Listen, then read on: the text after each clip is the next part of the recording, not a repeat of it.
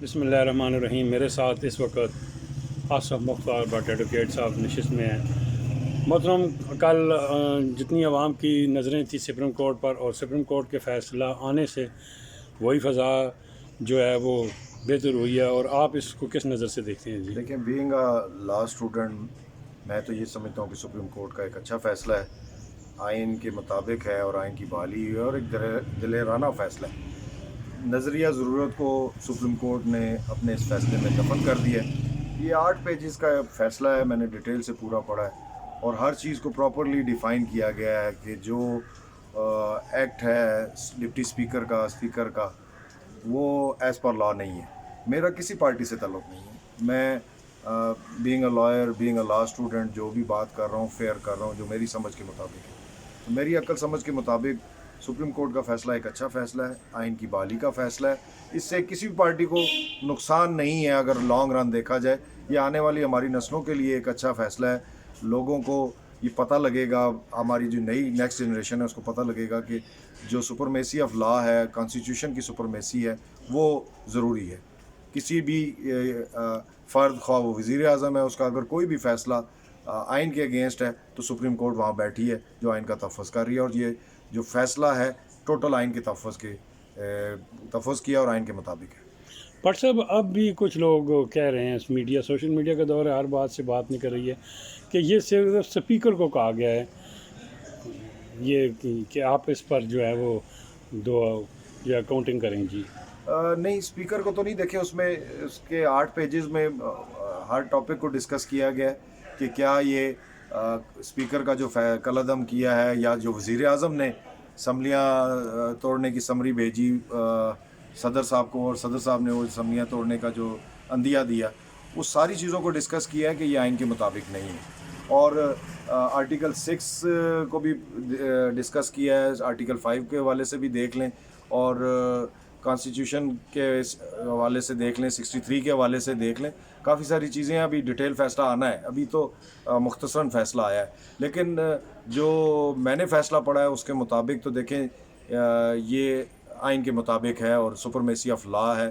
یہ تمام وکلا کی، خواہ وہ کسی بھی پارٹی سے تعلق رکھتے ہیں یا نہیں رکھتے میری طرح، وہ ایک فیصلہ اچھا ہے آئین کی سپرمیسی کے لیے. اور عوام کی جو ہے دیکھیں بحالی، جب اگر بحال رہے گا تو عوام کا بھی تحفظ ہے اس میں. بٹ صاحب، یہ اب آئیں اگر اپنے کاموں کی طرف تو جی، نیچے پبلک کے لیے ان کے پاس جو ہے وہ بہت سے ایشو ہیں، ان کی طرف بھی یہ توجہ دیں. بار بار یہ الجھے ہوئے ہیں اپنے معاملے. دیکھیں، آپ کی بات بالکل ٹھیک ہے کہ ایک عام آدمی کو کوئی ریلیف نہیں مل رہا، اور جب تک عدل نہیں ہوگا تو ریلیف ملے گا بھی نہیں. اس گورنمنٹ نے IMF سے جو لون لیے، اور پچھلی گورنمنٹس بھی لیتی رہی ہیں، لیکن سخت شرائط پہ لیے، جس کی وجہ سے مہنگائی بھی بڑھ رہی ہے. آپ دیکھیں فیول جو ہے ڈے بائی ڈے بڑھ رہا ہے، ہر چیز مہنگائی جا رہی ہے، جس سے غریب عوام کا اتصال ہو رہا ہے. اس کے لیے اللہ کرے کہ جو نیکسٹ گورنمنٹ آئے اس کے لیے پرابلم ضرور ہوگی، بے شک نون کی ہو، PP کی ہو، کسی بھی کوئی بھی گورنمنٹ ہو، اس کے لیے سخت اور ٹف ٹائم ہوگا.